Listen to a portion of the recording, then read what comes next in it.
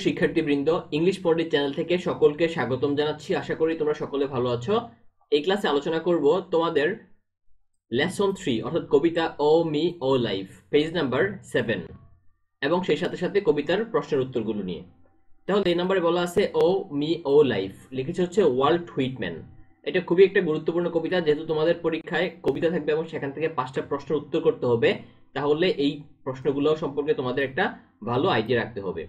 তাহলে চলো আর দেরি না করে আমরা আমাদের সরাসরি কবিতাতে চলে যাই। দেখো যে প্রথম কবিতাটা বলা আছে ওয়াল্ট হুইটম্যানের কবিতা ও মি ও লাইফ। ওহ আমার জীবন, ওহ আমি। Of the questions of this recurring মানে হচ্ছে পুনরাবৃত্তি, এই প্রশ্নগুলোই হচ্ছে আমার মধ্যে পুনরাবৃত্ত হয়। অফ দ্য এন্ডলেস ট্রেন, যে ট্রেনটা কখনো শেষ হয় না। অফ দ্য ফেইথলেস, অবিশ্বাসীদের অন্তহীন ট্রেনগুলোর মধ্যে। Of the cities filled with the foolish, অর্থাৎ শহরগুলো আজ ভরে গেছে বোকাদের মধ্য দিয়ে। Of my forever reproaching myself, আমি নিজেকে চিরকাল তিরস্কার করছি বা করার মধ্য দিয়ে। For who more foolish than I, আমার চেয়ে কে বেশি বোকা। অ্যান্ড হু মোর ফেইথলেস, এবং কে বেশি অবিশ্বাসী। Of eyes that vainly crave the light, আলোর জন্য নিরর্থকভাবে যার আকাঙ্ক্ষা, সেই চোখগুলির মধ্যে। Of the struggle ever renewed, কখনো পুনর্নবীকরণ করা সংগ্রামের মধ্যে। Of the poor results of all, সকল খারাপ ফলাফলের মধ্যে।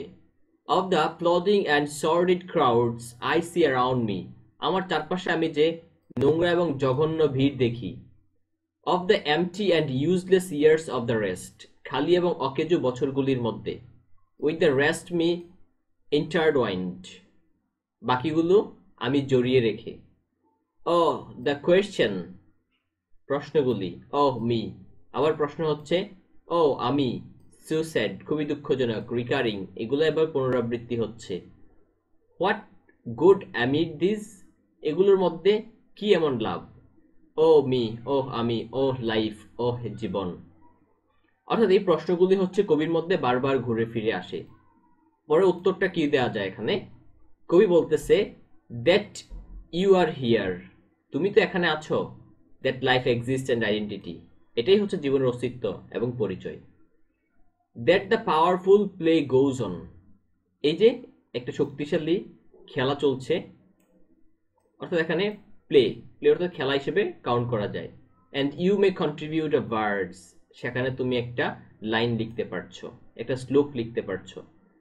সো এটাই হচ্ছে মূলত এখানকার কবিতার অংশটা।